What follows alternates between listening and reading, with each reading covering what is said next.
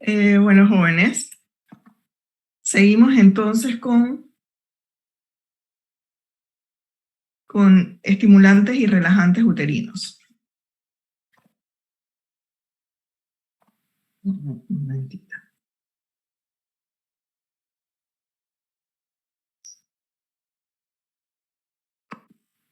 A ver.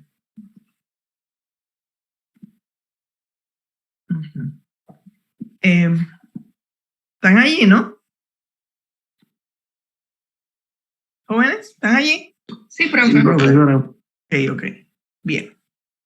Entonces, vamos con los estimulantes y relajantes uterinos. Bueno, vamos a ver que la principal hormona que tiene que ver con la estimulación de las contracciones uterinas es la oxitocina, que se sintetiza como una prehormona en los núcleos paraventricular y supraópticos del hipotálamo y luego es liberada a partir de la neurohipófisis, de la neurohipófisis. Hay otra hormona que es la hormona antidiurética, la vasopresina. Son las dos hormonas neurohipofisiarias. Vamos a ver entonces que, si ustedes observan, existen entre la vasopresina y la oxitocina únicamente dos aminoácidos en que se diferencian, ¿verdad? Y esto es importante porque la oxitocina guarda cierta relación con la hormona antidiurética. Por tal razón, cuando hay un exceso de agua, se produce intoxicación hídrica asociado al uso de oxitocina si se administran líquidos hiposmóticos en gran cantidad. Vamos entonces que la oxitocina tiene una acción dual. Además de producir la contracción uterina, ella produce la liberación de prolactina, induciendo la eyección láctea. Vamos a observar que la oxitocina tiene un efecto de retroalimentación positiva. Mientras más el bebé mame, mayor producción o mayor eyección láctea ocurre.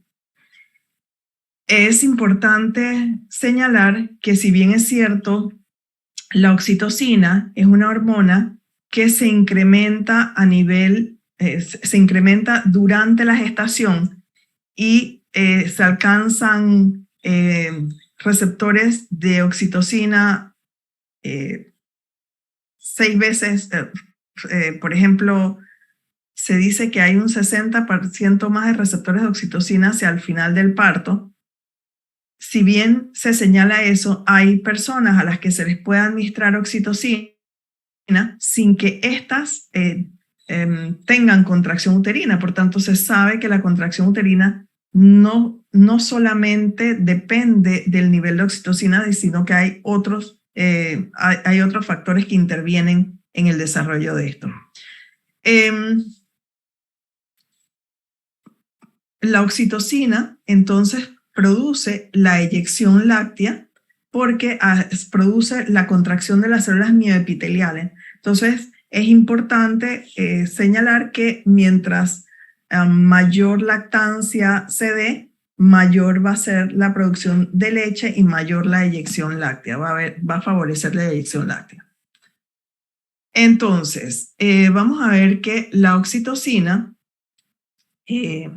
activa como segundos mensajeros para la acción contráctil, activa una proteína GQ que activa fosfolipasa C, que a su vez produce un desdoblamiento de fosfoinositoles de membrana IP3-DAC, que generan, por una parte, IP3 genera la liberación de calcio del retículo sarcoplásmico, además de que la propia oxitocina produce despolarización. Esta despolarización es capaz de activar canales de calcio voltaje dependientes que incrementan los niveles de calcio. Todo esto facilita la interacción de la calcio-cadmodulina, de la proteinquinasa dependiente de calcio-calmodulina se activa y posteriormente pues se da la contracción. Sabemos también que la oxitocina ejerce otros efectos adicionales, por ejemplo, produce la activación de fosfolipasa A2 y a partir del ácido araquidónico produce la formación de prostaglandinas que por un lado tienen efecto contráctil, bueno, no solamente producen contracción, sino que también incrementa el dolor, etc. Vamos a observar entonces que la oxitocina ejerce varios efectos que se relacionan con el incremento de la contracción, de la eyección láctea y de la formación de prostaglandinas. Pero vamos a ver que no son los únicos receptores de oxitocina que activan. La oxitocina es capaz de activar receptores acoplados a proteínas GS y AG inhibitoria, que intervienen en respuestas celulares, por ejemplo, la activación del receptor G-alfa tiene efectos antiproliferativos. Miren que esto cada vez se está hablando más de la oxitocina en relación a los otros efectos que se asocian con, por ejemplo, se señala que las mujeres que dan de mamar tienen un riesgo disminuido de desarrollar cáncer de mama y estos efectos se asocian a los efectos, o se están asociando pues a los efectos antiproliferativos y a los efectos en MAP kinasa asociados con otros receptores en los que no está interviniendo la contracción uterina, ¿verdad? Como G-alfa o los receptores de oxitocina acoplados a GS o G-alfa.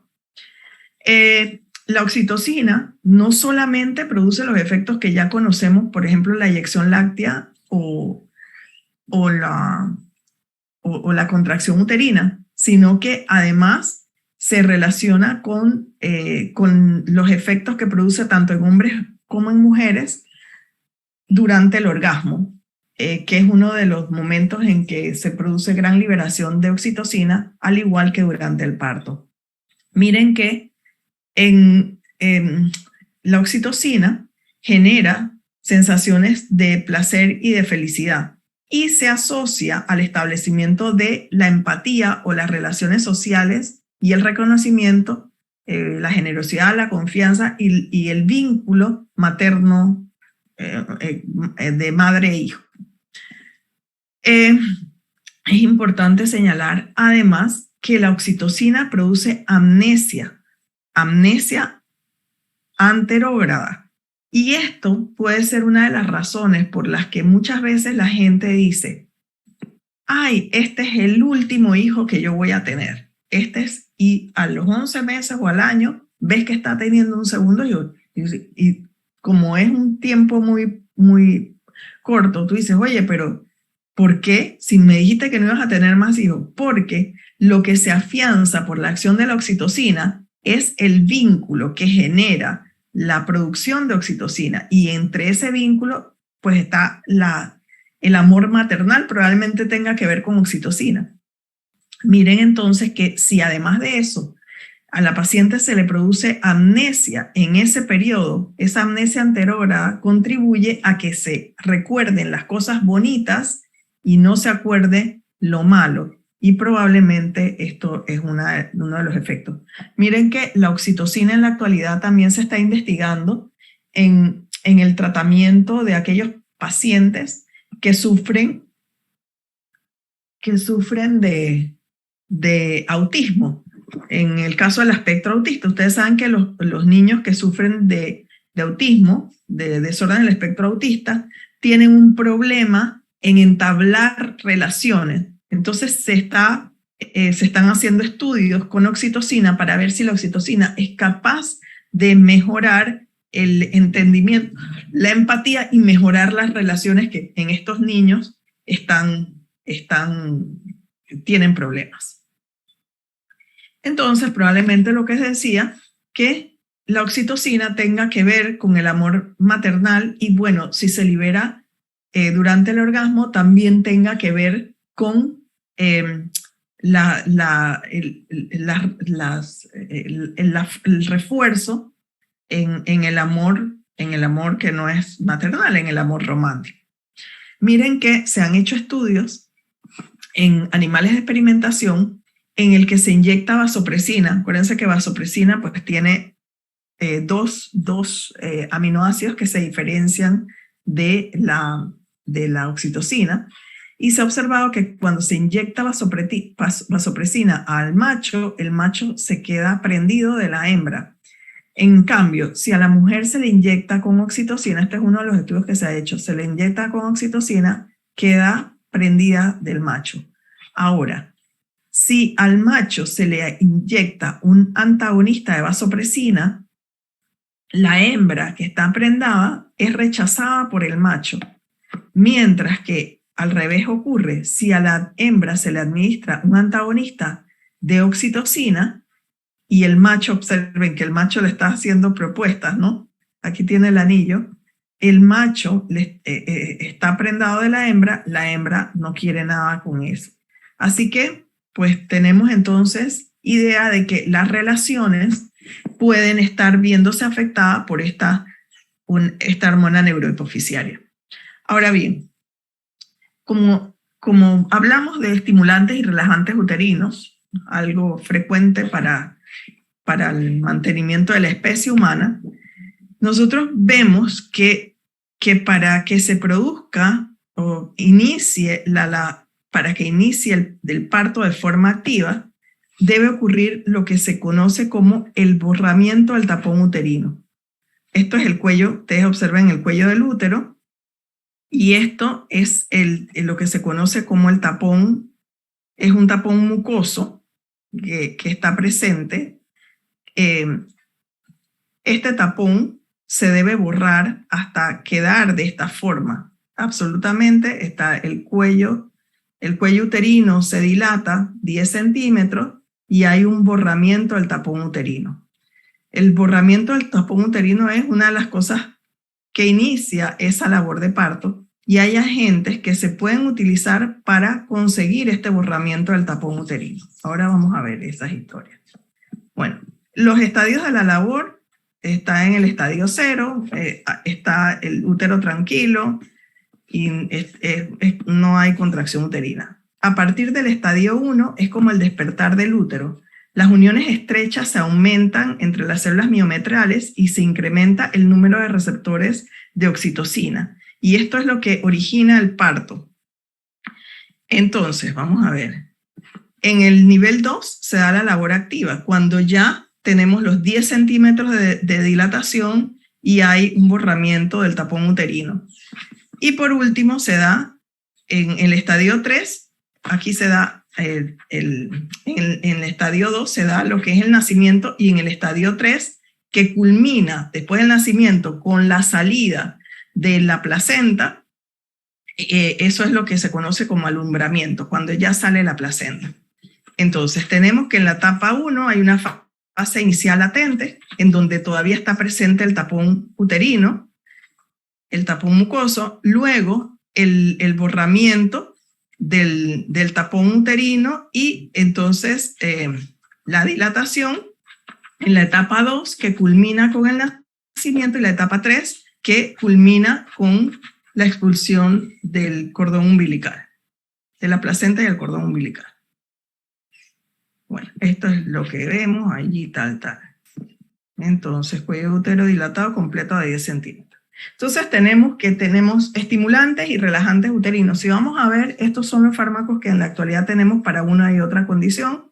Entre los estimulantes uterinos los podemos utilizar para dos condiciones: para inducir o mantener el trabajo de parto, por un lado, o para evitar la hemorragia postparto.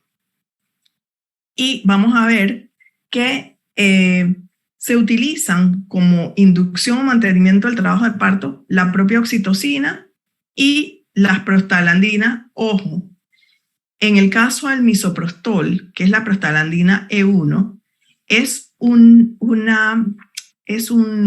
un uso off-label, es decir, que está fuera de indicación. Es la prostaglandina E1, el misoprostol, que se utiliza inicialmente para evitar las úlceras gastrointestinales, o sea, fue la primera indicación para evitar las úlceras gastrointestinales inducidas por AINES.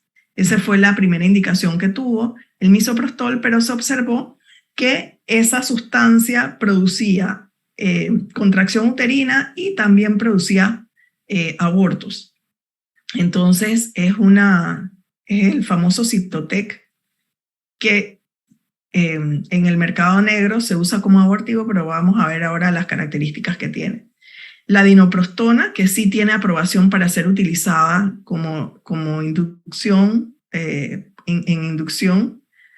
El carbopros también, en inducción, que es la prostaglandina F2-alfa.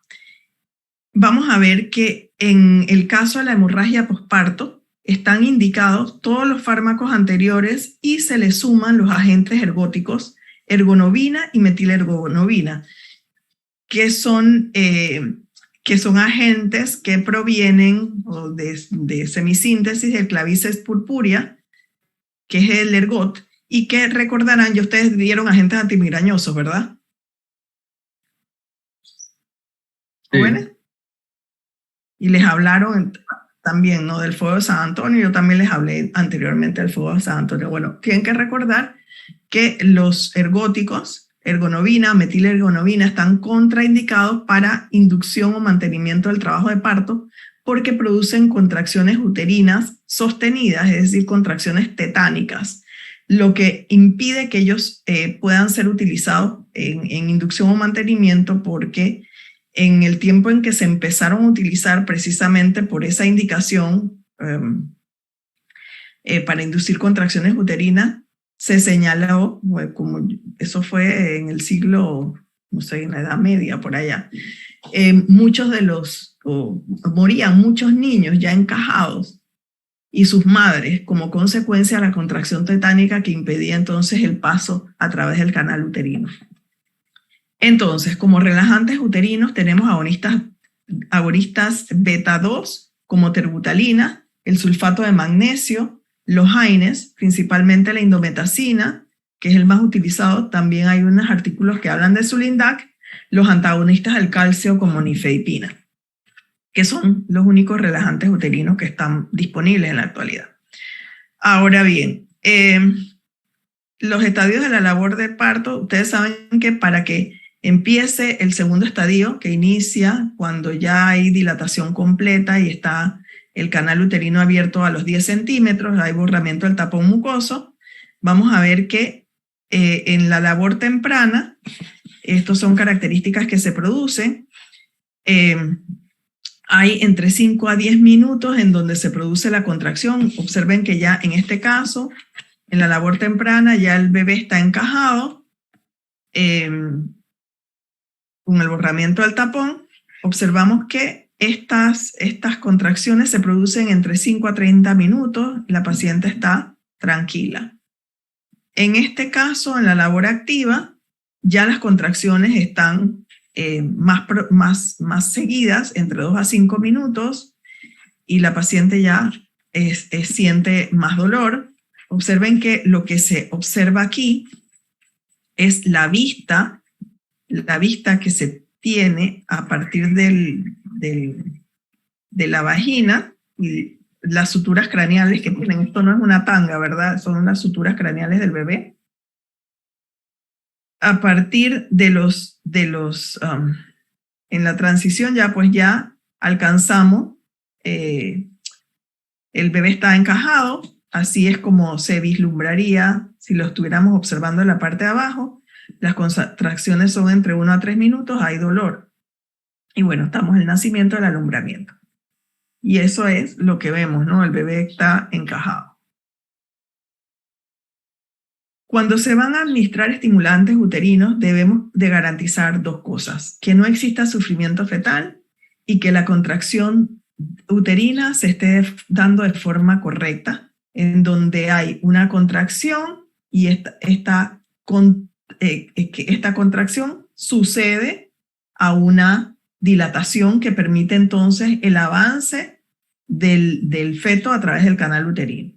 Entonces, siempre se van a monitorizar dos cosas: el latido cardíaco por un lado y la contracción uterina. Entonces, ¿qué decimos cuando decimos que hay sufrimiento fetal? Decimos que hay sufrimiento fetal si cuando hay la contracción uterina hay un desaceleramiento de la frecuencia cardíaca del bebé. Eso es lo que se conoce como sufrimiento fetal. Y el sufrimiento fetal hace que el parto no sea vaginal, sino que el parto sea por cesárea, por esta desaceleración cardíaca. Obviamente, esto requiere, como les decía, que se esté monitorizando tanto la contracción como la frecuencia cardíaca en el caso del bebé para detectar estas desaceleraciones. Lo que sería saludable es que cuando hay la contracción se produzca una aceleración normal, es lo que se espera si no hay sufrimiento fetal. Hay patrones diferentes de sufrimiento fetal, algunos son mayores, algunos son variables, pero coincide que cuando hay la contracción hay una desaceleración del latido fetal. Eso es una clara indicación para que no se utilicen estimulantes uterinos, sino que se pase a una cesárea. Otra sería la presentación de la placenta, que haya un abrupto placentario, un desprendimiento de la placenta. Y eso es una de las contraindicaciones también del uso. O sea, los estimulantes uterinos pueden producir un abrupto placentario. Y obviamente ustedes saben que a través de la placenta y del cordón umbilical, el bebé se está alimentando, pues no solamente se está alimentando, se está oxigenando. Entonces, pues esas serían contraindicaciones o efectos adversos que se pueden producir por estimulantes uterinos. Entre los agentes farmacológicos utilizados en hemorragia posparto temprana, tenemos los que ya les he dicho: oxitocina, metilergonobina, carbopros, ergonobina, misoprostol. Miren que las prostaglandinas pueden ser utilizadas orales, rectales, intramusculares. Serían varias formas de administración en el caso de hemorragia posparto temprana. La ventaja de las administraciones, por ejemplo, si se controlaran de las administraciones que son locales, como la vaginal o la rectal, la vaginal, la otra no es local, la vaginal, es que las prostaglandinas normalmente producen contracción y producen dolor y producen problemas gastrointestinales, náuseas, vómitos, diarrea. Entonces, el hecho de que se apliquen localmente producen entonces una contracción con menos efectos sistémicos. Sin embargo, existen en caso de necesidad aquellas que pueden ser administradas intramuscularmente. Metilergonobina intramuscularmente, intramiometralmente y oxitocina intravenoso. Siempre la oxitocina se administra para esta indicación en forma de indicación de la oxitocina se administra en infusión continua, no se administra en bolo, porque la oxitocina se degrada rápidamente, entre 3 a 5 minutos por oxitocinasa, así que no tiene efecto sostenido. Por tanto, se aplica en infusión, ya sea en inducción o mantenimiento del trabajo de parto o en hemorragia posparto. Las concentraciones, eso sí, son más altas, de 10-40 unidades en 500 mililitros por infusión continua. Y bueno, ahí está la metilergonobina, que acuérdense que los ergóticos solamente se utilizan en hemorragia posparto, no se utilizan en inducción o mantenimiento. Entre las prostaglandinas que se utilizan en maduración cervical, les mencionaba que el misoprostol, que es el famoso Cytotec, no tiene un uso off-label, es decir, que no tiene indicación de laboratorio para ser utilizado en maduración cervical. Sin embargo, hay artículos que hablan sobre el uso de prostaglandinas cuando una tableta se divide en 4 partes y se coloca intravaginalmente La vida media es de entre 20 a 40 minutos y siempre que se coloque un estimulante uterino, aún sea oxitocina, se debe monitorizar latido fetal y contracción uterina. Existen presentaciones de prostaglandina como la dinoprostona, que es la E2, para maduración cervical. Por ejemplo, está una que es como una especie de, es una presentación que se coloca como se colocan muchos medicamentos como anticándida, que tienen un administrador que es de plástico en el que se rellena de la dinoprostona. La paciente, como en estas presentaciones de compuestos que se utilizan para cándida, debe permanecer recostada durante 30 minutos para evitar que se salga.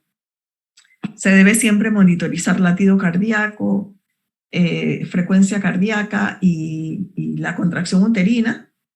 Y hay que tener presente que si se va a administrar para el mantenimiento del trabajo de parto, porque lo que hace es produce contracción y produce borramiento del tapón cervical, pero muchas veces se asiste con oxitocina. Sin embargo, no se pueden administrar conjuntamente dos estimulantes uterinos, y en la dinoprostona que se presenta en gel, tenemos que esperar 6 horas para administrar, 2 horas para administrar oxitocina. No se puede administrar antes de 2 horas. En el caso del el inserto vaginal que contiene dinoprostona, ofrece una ventaja. Esto es como si fuese una especie de tampón, por así decirlo. Se coloca intravaginal y tiene un hilito. La paciente se tiene que reclinar para administrárselo como si se estuviese colocando un tampón, pero tiene la ventaja de que una vez se produzcan las contracciones o se produzca el borramiento del tapón uterino, se puede entonces, una vez que se retire, 30 minutos después se puede administrar oxitocina. Pero siempre hay que tener la precaución de que se tiene que retirar la dinoprostona en inserto vaginal antes de administrar oxitocina y solamente después de 30 minutos. Esto es importante. Y siempre monitorización, etc. Como les decía, el misoprostol no tiene aprobación para este caso, pero se observó que produce maduración cervical y produce inducción de la labor de parto. Entre las complicaciones que tienen, y no solamente incluido al misoprostol, sino a la F2-alfa y a la E2, estaría hiperestimulación uterina y anormalidades del latido fetal. La hiperestimulación uterina puede conllevar al abrupto placentario que les mencionaba anteriormente, y otro de los efectos podría ser ruptura uterina. Esos patógenos estimulantes pueden pasar. Y aquí entonces vemos una ruptura uterina.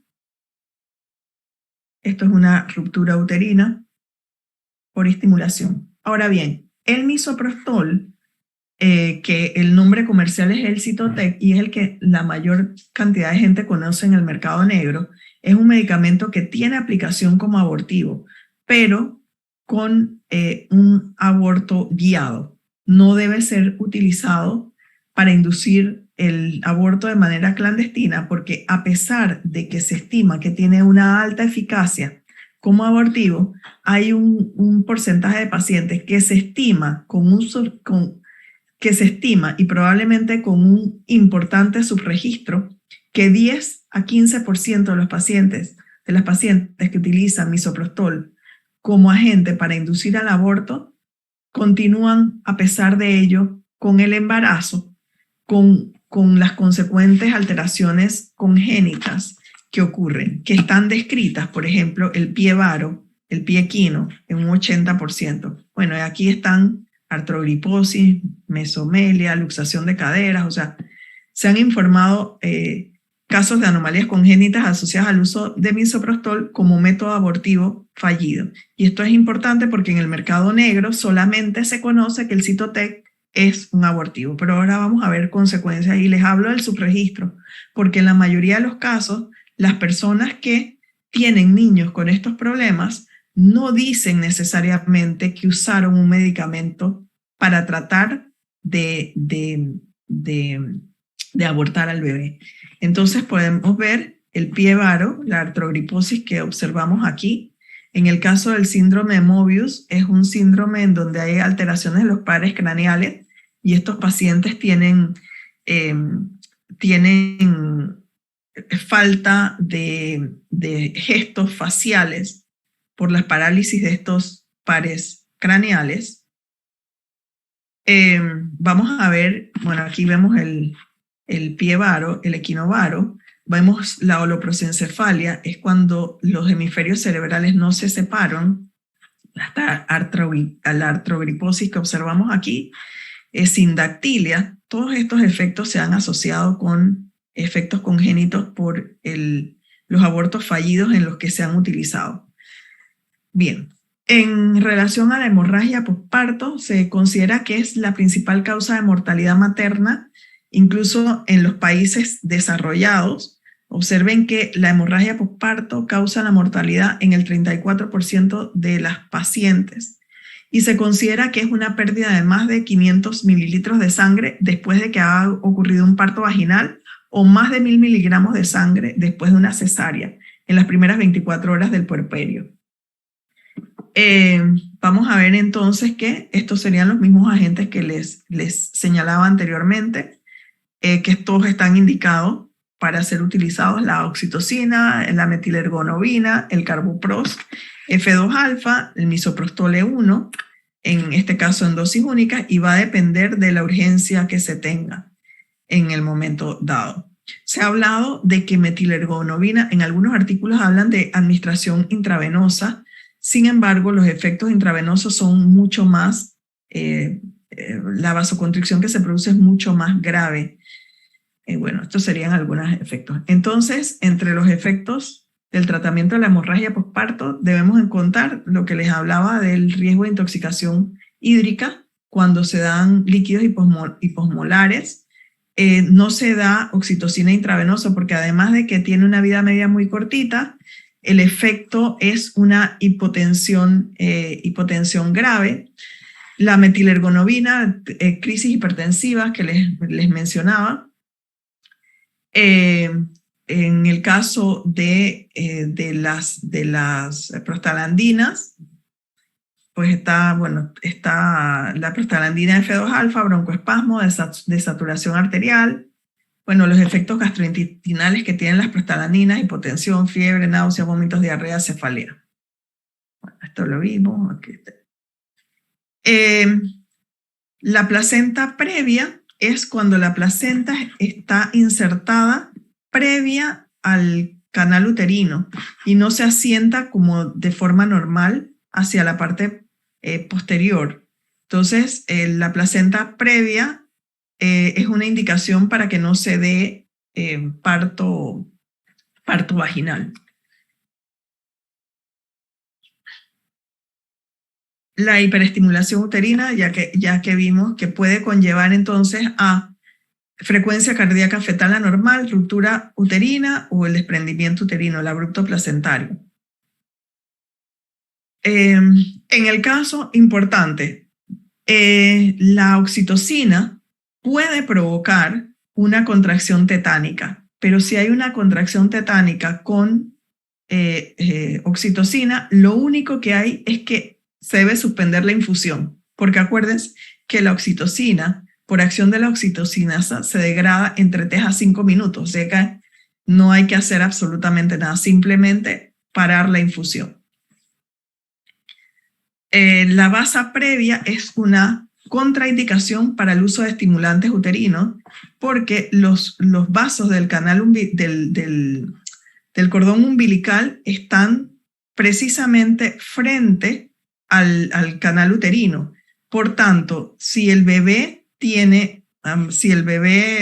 tuviera parto vaginal, comprimiría los vasos del cordón umbilical y esto pues incide en que no hay circulación sanguínea, entonces hay sufrimiento fetal. Entonces, la basa previa, que es esta condición, es una contraindicación absoluta para la administración de estimulantes uterinos. Acuérdense que la oxitocina tiene que ver con la eyección láctea, la contracción de los conductos mioepiteliales que conllevan a la salida de leche. Otra de las cosas que es importante es que el hecho de dar de mamar es importante porque genera contracción uterina, y esta contracción, acuérdense que el útero durante el embarazo está distendido y luego del parto hay hemorragia posparto. El hecho de que se amamante tempranamente hace que por retroalimentación positiva se produzca mayor liberación de oxitocina. Esta liberación de oxitocina incide en que haya mayor eyección láctea por un lado y por otro lado hace que haya involución del útero reduciendo la hemorragia posparto. Y es entonces beneficio para la madre porque hace que el útero empiece a volver a su estado habitual. Entre los relajantes uterinos vamos a ver que los relajantes uterinos son utilizados cuando la labor hay una contracción uterina temprana, es decir, antes de las 37 semanas, puesto que un parto a término se considera a partir de las 37 semanas de gestación. Se han utilizado varios agentes como los agonistas beta, como ritodrina, el sulfato de magnesio, bloqueadores de canales de calcio, AINES, nitroglicerina. Observen que si vamos a hablar de relajantes uterinos, tenemos que decir que no hay un relajante uterino ideal, porque un relajante uterino ideal debería poder permitir que el bebé siguiera formándose inútero hasta por lo menos las 37 semanas, lo que con los agentes relajantes uterinos que tenemos en la actualidad, muchas veces lo que permitimos es que la paciente tenga 48 horas para administrar en esas 48 horas corticoides que permitan la maduración pulmonar desarrollando liberación de surfactante para permitir que no haya distrés respiratorio en el bebé. Pero eso es lo que hacen en todo caso la mayoría de los agentes relajantes uterinos. Por ejemplo, permitir que se puedan administrar 2 dosis, o sea, cada 24 horas, o sea, 2 dosis de 48, permitir 48 horas para que el bebé tenga más posibilidades de sobrevivir, tenga menos distrés respiratorio. Pero si quisiéramos realmente tener un relajante uterino, observen que el cerebro en tamaño y el desarrollo del mismo cerebro, las circunvalaciones, son diferentes por cada semana gestacional. Entonces, muchas veces lo que logramos es solamente 48 horas antes de que el bebé nazca. Pero estos serían el cerebro a las 25 semanas, a las 30 semanas, a las 33 semanas. Este es un bebé a término, esto sería un adulto. La maduración fuera de útero nunca es igual que la maduración in útero. Y a pesar de que las personas dicen, sí, pero es que el bebé ya está todo formadito, está todo. Sí, pero neurológicamente ese bebé, su adaptación no es igual, porque podrá estar completo, pero neurológicamente todavía le falta mucho. Entonces, bueno, están diferentes grados de prematuros, ¿no? Pretérmino tardío, pretérmino temprano, y bueno, eso también incide en el riesgo que tiene ese bebé al momento de nacer y sus características. Observen, no solamente en tamaño, sino en características del desarrollo neuronal en esas etapas de gestación. Entonces, en Panamá se ha logrado sobrevida a partir de las 28 semanas, 28, 27, 28, creo que ya bajaron una semana, 27 semanas. Y esto, por ejemplo, sería un neonato de 26 semanas de gestación, de 27 semanas, 27, 29 semanas. Obviamente, muchas personas dicen, sí, ¿por qué no lo salvaron? Dice, no se ha logrado sobrevivir en estos estadios, en estos estadios, en estas semanas de gestación. Bien. ¿Qué tenemos de fármacos? El atosiban, que es un antagonista del receptor de oxitocina. Está el sulfato de magnesio. Están los agonistas beta 2, como ritodrina. Los inhibidores de prostaglandinas, como indometacina, que es el que más se utiliza. Hay algunos agentes como progesterona. Bueno, vamos a ver. Entre las, como les decía, el parto, la inducción de parto o la amenaza a aborto tiene diferentes causalidades, porque existen algunas. Por ejemplo, se señala que embarazos múltiples son riesgos de labor prematura, embarazos múltiples, malformaciones uterinas, patologías fetales, ya sean por factores como defectos genéticos o propiamente malformaciones. Puede haber contracciones prematuras o ruptura de membranas, porque haya una infección ascendente o sistémica. Esta es una causa frecuente de que haya labor de parto prematura, disturbios en la placenta, preeclampsia, placenta previa, vasculopatía uteroplacental, y existen algunas razones médicas para requerir que haya un parto temprano, una labor temprana. Bueno, ahí están las sustancias tocolíticas, vamos a ir un poco por aquí. Hay indicaciones y contraindicaciones para usar relajantes uterinos. Generalmente en edad gestacional de 24 semanas no se deben dar tocólisis, porque eso es más que todo una amenaza a aborto, no de parto prematuro. Se debe usar hasta las 34 semanas. Se puede utilizar en contracciones prematuras espontáneas, cuando son contracciones palpables que duran 30 segundos y ocurren cada 3 veces, por ejemplo, en 30 minutos. O sea, más o menos cada 10 minutos, más o menos entre una y otra. Puede ser cuando hay se mide el largo del cervix y es muy corto, menor de 25, o cuando hay dilatación cervical. Las contraindicaciones absolutas para el uso de tocólisis es cuando hay una indicación clara de que debe haber parto. Por ejemplo, si tienes una paciente que tiene eclampsia, bueno, y si está en momento de parto, es parto. Indicaciones maternas para el parto, por el riesgo de mortalidad, infecciones del líquido amniótico o claramente fetos no viables o malformados. Entre los agonistas beta 2 que se utiliza está la terbutalina. La ritodrina se retiró en Estados Unidos, tampoco se utiliza en Panamá para esa indicación. En Panamá está aprobado el uso de terbutalina solo entre las 22 y 37 semanas de gestación, solo durante 48 horas, y no se puede administrar por otra vía que no sea parenteral, la terbutalina. No se puede administrar ni vía rectal ni por vía oral, pero para esta indicación, solamente por vía parenteral.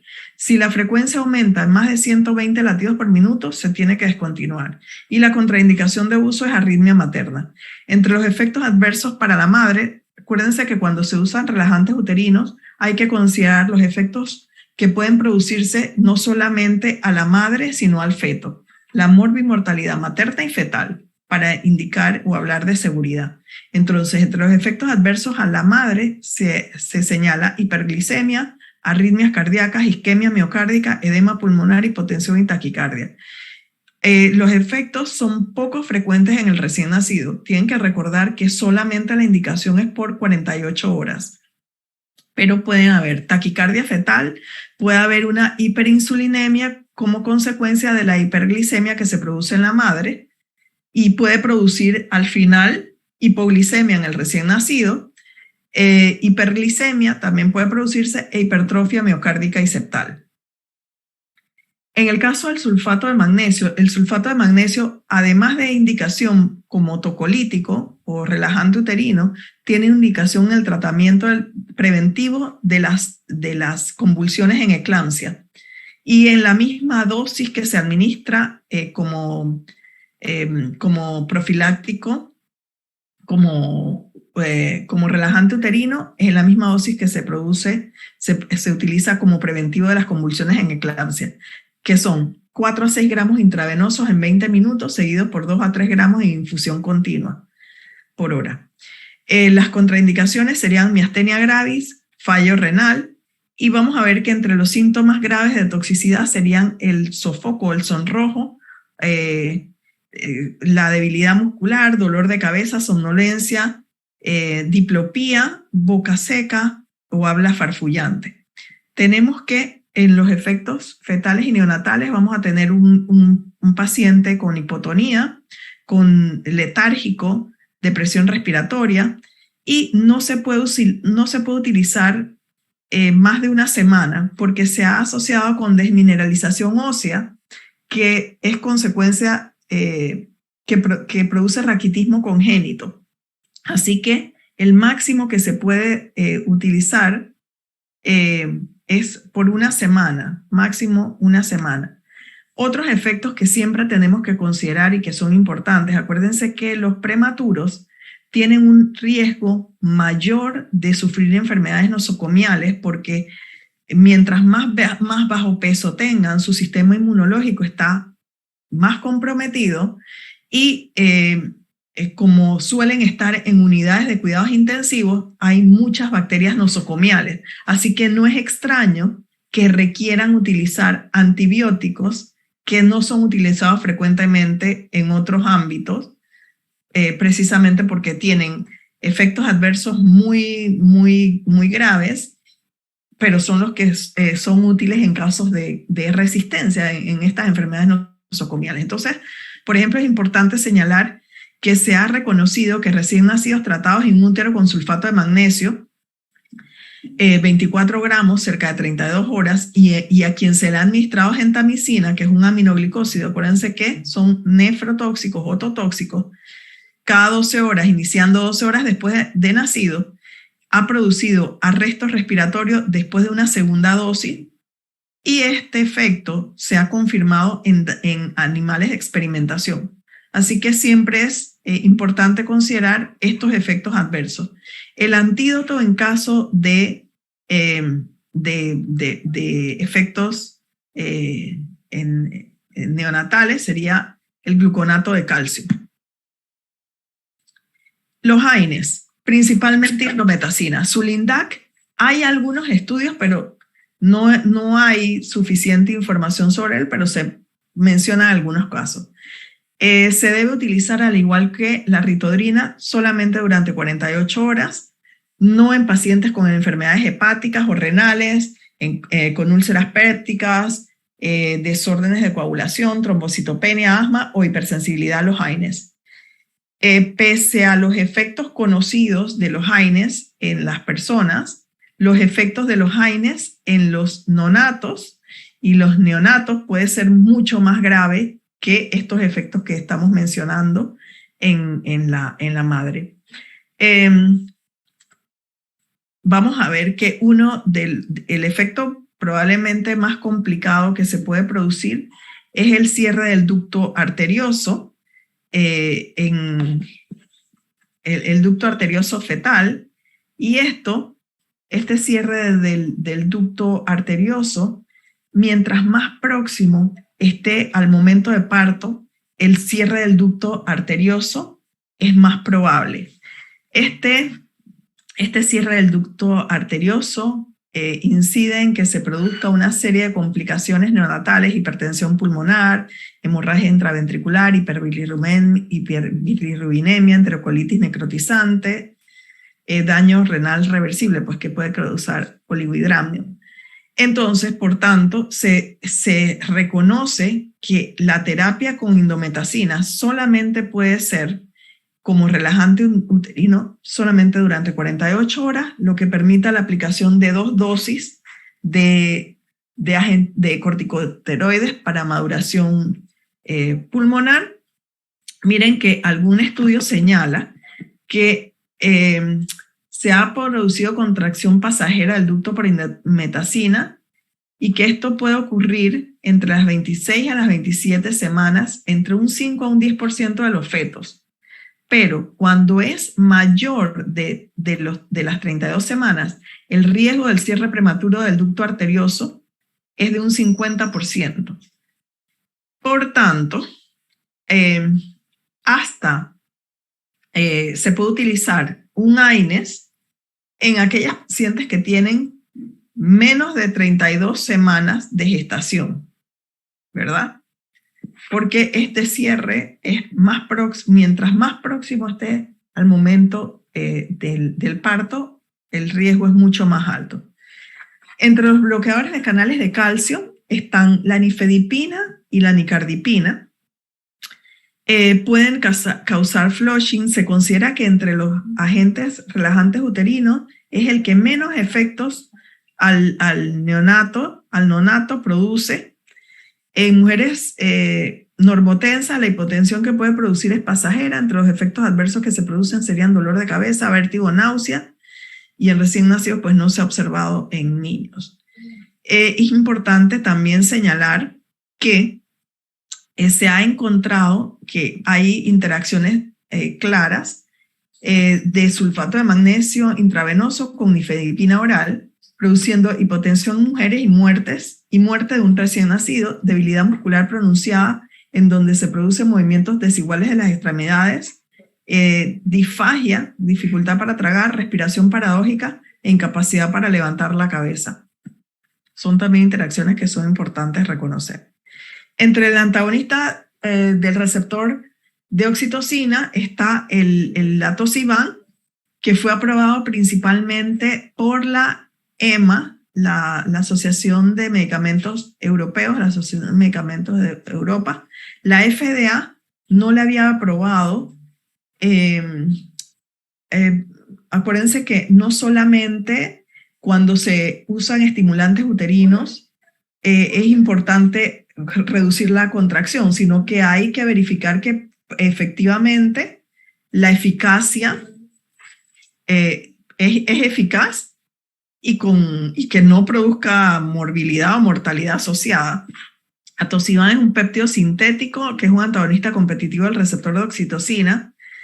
Disminuye frecuencia y tono uterino, también se une a receptores de vasopresina y tiene eficacia similar a agonistas beta, pero menos efectos adversos. Es importante señalar lo que les decía inicialmente, que hay pacientes en las que se les está haciendo inducción o mantenimiento de las contracciones uterinas y se le administra oxitocina hasta las dosis que pueden ser administradas, porque no es infinita la dosis que se puede administrar, y se titula dependiendo de la respuesta del paciente, pero con la dosis máxima admisible hay pacientes que no tienen absolutamente contracción uterina. Entonces, es de esperar que no necesariamente un antagonista de oxitocina controle una labor de parto prematura, puesto que no es lo único, la activación de receptores de oxitocina no es lo único que produce la contracción. En algunas pacientes en donde tienen déficit de progesterona, ustedes saben que la progesterona se secreta por el cuerpo lúteo después de la 8ª semana de gestación por la placenta y es la que retiene el feto. Si no hay progesterona, hay abortos. Entonces, en aquellas pacientes que tienen déficit de progesterona, pues se ha utilizado progesterona un día sí, un día o no, o una administración semanal intramuscular de progesterona desde las 24 a las 34 semanas. Algunos estudios señalan que no muestra un beneficio en mortalidad perinatal y morbilidad. Los efectos adversos por la administración intravaginal son menores, sobre todo dolor de cabeza y sueño, pero se requieren más estudios. Probablemente tenga eficacia mayor en mujeres en donde el cuello tienen cuello uterino corto, pero en aquellas pacientes con deficiencia de progesterona que les impide pues el embarazo, que tienen abortos tempranos, se suele administrar. Entonces aquí termina esta clase. ¿Alguna pregunta, chicos?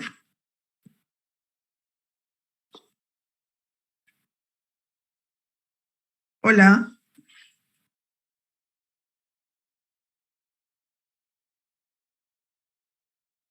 Sí, sí.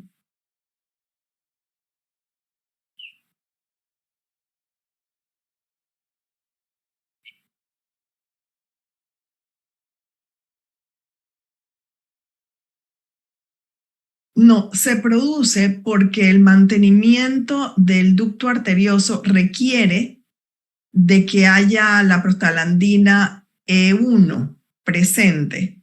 Entonces, cuando tú das estos agentes, tú inhibes la formación de prostaglandina. Entonces el ducto arterioso se cierra, porque quien lo mantiene abierto es él.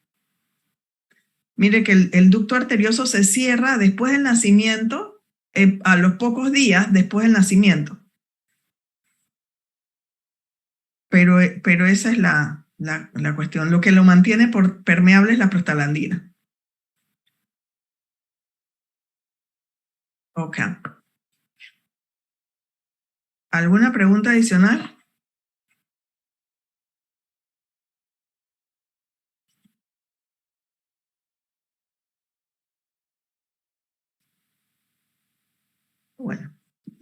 Bueno, chicos, si no hay ninguna otra pregunta. Otra cosa.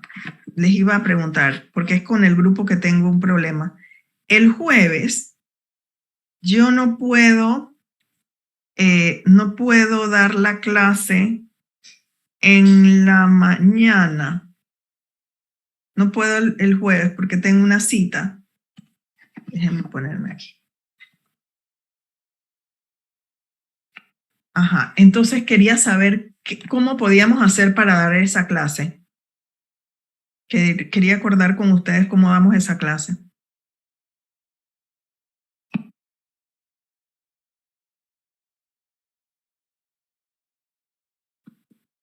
Hola. ¿Podría ser más tarde o podría ser con el otro grupo? Bueno, no, con el otro grupo no puede ser porque tenemos clase. Podría ser un poquito más tarde. Puede ser ¿Ustedes tienen el jueves clases a qué hora? ¿Tienen clases después? El jueves tenemos parcial de nutrición en la tarde. El jueves. Sí. ¿Y qué día pudiera ser? ¿Pudiera ser el viernes? Podría ser el viernes en la tarde.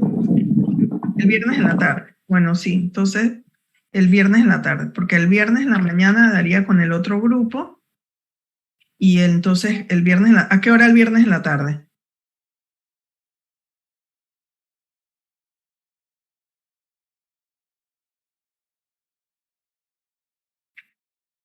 ¿Chicos? Bueno, según el calendario tenemos clase con la doctora Ivonne en la mañana 2 horas y después discusión de casos clínicos de diabetes, tiroides y osteoporosis. No sé cómo cuánto nos podría tomar eso. A ver. Sí, porque los jueves tienen eso y el lunes, además de tener clases conmigo de drogas de abuso, ¿qué más tienen? Solamente eso. Entonces la podríamos dar antes de las drogas de abuso y damos después las drogas de abuso. ¿Pudiera ser? ¿Ok? Porque el viernes entonces no sabemos a qué hora salen, y entonces si te tienen que conectar, no sé. Después de las drogas de abuso, pues. Si nada más tienen drogas de abuso conmigo, lo hacemos ese día. Sí, está bien. Ah, ok, quedamos así, sí, porque yo tengo mi cita el jueves, entonces no sé tampoco a qué hora regreso.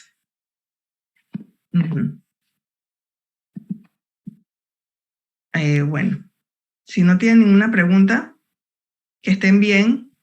Igual, profe, hasta luego. Chao, profe. Hasta luego. No, profe, hasta luego. Gracias a ustedes. Hasta luego.